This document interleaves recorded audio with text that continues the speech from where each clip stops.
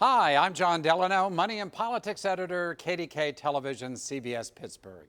And our very special guest today is the governor of Pennsylvania, Tom Wolf, who in just a few weeks will be departing his office in Harrisburg. Right. Governor, so good to see you. Welcome. Good to see you. Thank you, John. It's good to be here, as always. So how are you feeling with just weeks to go before, quote, retirement?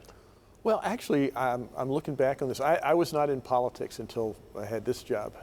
And the last 8 years have been a real privilege for me. I've actually really enjoyed it. So I enjoyed it, but in Pennsylvania, the Constitution limits the number of terms that any governor can serve, so you're all protected. Well, would you have run for a third term if you had been allowed? If I'd been allowed, I love this job. Yeah. So the answer is yes. Yeah, sure, but I can't. So I'm happy, and I think my successor is. I'm pleased that Josh is going to be the next governor of Pennsylvania. You know, it is so true that you don't come out of the political world. Right. You come out of the business world. Right. Do you miss the business world? No, I mean it was a very, that too was a really interesting chapter in my life, and I saw different aspects of it, and I think it helped inform my experience as governor. I think it made me a better governor, but it also made me recognize the great gift that I'd been given to be governor for 8 years. I'm going to come back to that in a little bit, but let me just start off by asking you about what you consider to be your greatest accomplishment as governor of Pennsylvania. Can you name one? Yeah, actually, I'd like to name a lot if you'll let me. I think and I've thought about this a lot. There are, I think, three broad categories that any democracy really ought to focus on, and any administration in a country like ours and in a commonwealth like Pennsylvania. First thing is honesty and integrity. The very first thing I did after I was inaugurated was institute a gift ban in the executive branch, because I could do that. You won't take a cup of coffee from me. No, and if you give me a bottle of water, I'll give you $1. And I think I just wanted to make the point that we need to be in public service because we want to be in public service, and so I'm proud of that. I'm proud of the way we've done contract bidding for like legal contracts and things like that. So honesty is the first thing, and I'm proud of that. Second thing, I think people want really good policies. So one of the things that I really thought was a problem with Pennsylvania was we were not funding education, public education adequately or fairly. And in the last 8 years, we've put a record amount into public education, and I'm very proud of that. We have expanded Medicaid, we have Penny, the state exchange, so we've driven the uninsured rate in Pennsylvania to the lowest level ever. So I think there have been some really good policies, from those things, education to criminal justice reform. And then finally, I think people are looking for competence. And so another thing I'm really proud of is when I got to Harrisburg, the Commonwealth had $230,000 in its rainy day fund. Yeah, you heard me right, $230,000. $30 billion general fund budget. Today we have $5 billion in the rainy day fund. We had a $2 to $3 billion structural budget deficit. This year, I'll be the first governor since Dick Thornburg from Pittsburgh to hand over a budget surplus to my successor. And it's going to be, we budgeted $5.3 billion surplus this year. Weren't you really helped because of federal dollars that came through the American Rescue Plan? That's a really good point. Yeah, I mean, governments around the country have more cash than they used to have. But I started putting money into the rainy day fund back in 2019. And we actually, now you have to look at the 2020 fiscal year, which is when the pandemic hit, COVID hit, and so we postponed some of the filing into the next fiscal year. But if you take those fiscal years together, we've actually had surpluses back since 2019, and this year so far we're running ahead of the budgeted surplus.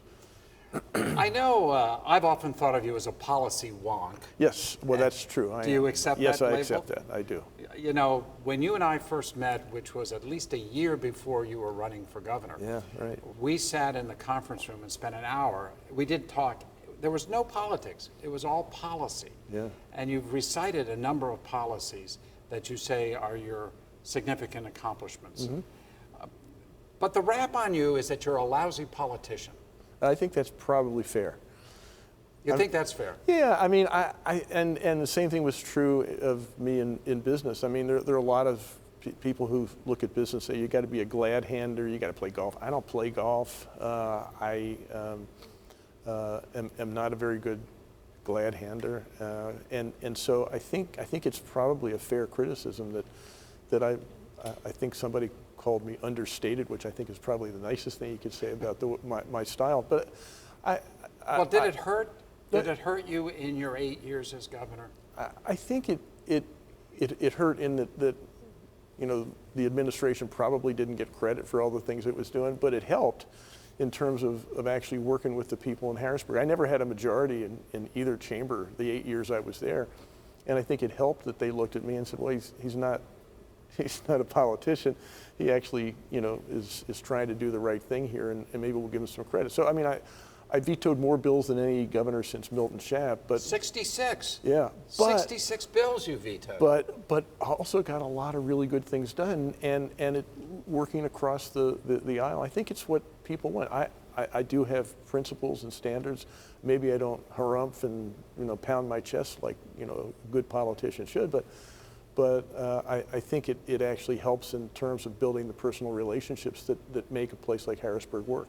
Well, as an admitted lousy politician, Yes. you had considerable difficulties working with the legislature.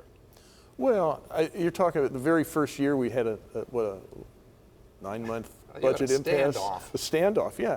And I think we both recognized, okay, you know, that's fine, but you can't run a government that way. So you got to figure out how we're going to work together. And within, you know, a few months of that standoff, we started getting some very major things done. And I think it actually, you know, I was a rookie, and I think the folks in Harrisburg were trying to say, you know, so how far can we push him, and where can we go here? But well, they were pushing you up to the end with passing constitutional amendments that essentially take power away from the government. And yeah, I think in a healthy democracy, you need to be able to disagree. I think what we came to was an ability to disagree in a very civil fashion and have conversations. So yeah, I didn't agree with that constitutional amendment, and we had long conversations about that, and they disagreed with me, I disagreed with them, and we were fine with that. What are your most significant regrets during the last 8 years? I'd say the big one is that Pennsylvania still needs to, and I think most states, we need to figure out how we're going to pay for roads and bridges. We recognize that we have that need. The federal government has fortunately stepped up and put some big money into infrastructure over the next 10 to 15 years. But the state still has to come up with its match. And so we can't keep doing it on the fossil fuels. That's not going to work. We have the highest or second highest gasoline diesel tax in the country, which is ridiculous. That's obscene. And each year, cars become more fuel efficient. So that's a problem. Each year, fewer and fewer cars actually burn fossil fuels. So, you know, if you're so maybe we move to a mileage-based tax? I'm open to whatever. Actually, what I'd really like is I'd like to find a contractor who would build roads and bridges for free. And I've been asking all over the place. I was going to say, good luck with that one. Yeah, haven't found anybody who's done so. Absent that, we've got to find some way that we can pay, because we recognize that we need the roads and the bridges. And I'm fine with however we want to do that, but I'd like to do it in a way that's fair and adequate to the need. You say you regret that you didn't come up with a solution for state funding for roads and bridges, and that's fair enough.